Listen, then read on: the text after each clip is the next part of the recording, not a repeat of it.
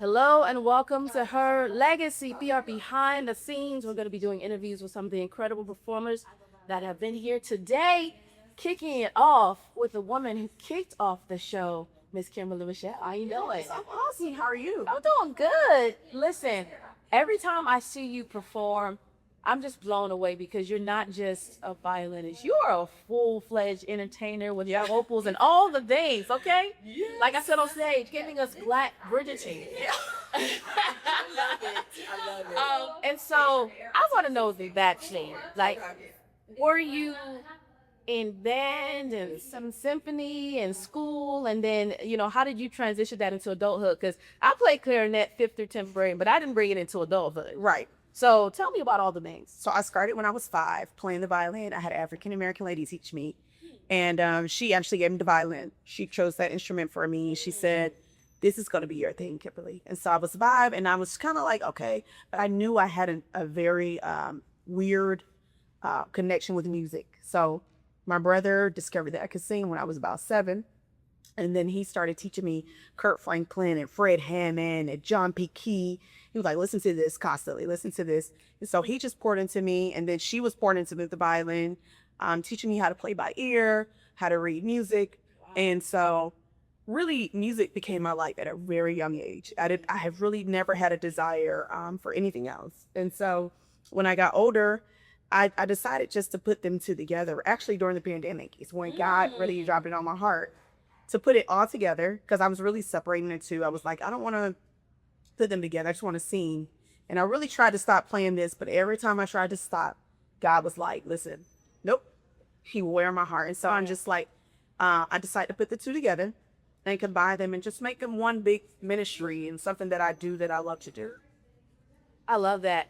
And like I said, a lot of people they play instruments and they don't continue that into adulthood. So when you very first started to bridge to becoming an entertainer, what did that look like for you? Like going from, playing in bands, all those things to just, I'm out here, I'm solo, how do I make a show? Man, it took a lot for me because just because of fear and just the, of rejection, the fear of, are people going to receive this? And to be honest, people did not receive it at first. The violin, they're just like, that's not what, we do. But, just keeping going and just believing in what God has placed in me. I am a sole believer of never leaving any gift on the table. And so I was like, I do songwriting, I do violin, singing, I lead worship. So everything that I feel like he has placed inside of me, I have determined in my head, in my heart, that I'm going to use it. Say, because if one person doesn't like it, somebody will. Yeah. And that's what I've discovered in my life. That's true. I saw something that said die empty, like don't die being full. It's Exactly. do everything, even if it doesn't work. Use all your US, find your purpose. Yep. And so when you're not being the musician and the songwriter and the singer that you are, what do you like to do for fun? Gosh, I am really a shopaholic. I hate to say it, but I love to shop. I love to decorate. You got some Fashion Nova credit right now. Listen, I'm telling you, I love everything about just being fabulous. I love being a girl. I love being girly, and I have a daughter that me and her are just best friends.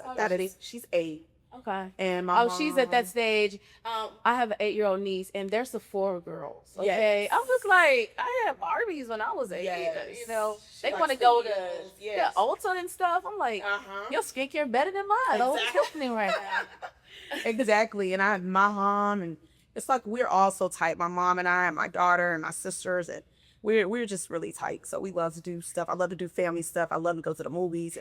There's a lot of things I love to do outside of. I just enjoy life. I love life, and so I love. Yeah, my husband and I, we love to, do things with our daughter. So yeah. Okay. So what's on your bucket list? If you could play violin or do a collaboration with anybody, who would or for a TV show, a movie, a score, or whatever. Oh my gosh. Oh, there's so many.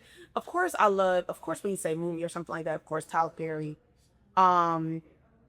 Anybody like that. When it comes to music and things like that, I love PJ Morton.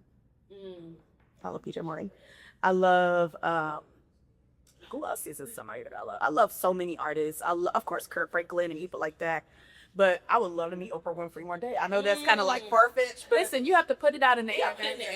maybe, it'll come back. But I have so many like huge dreams and so many things I want to do.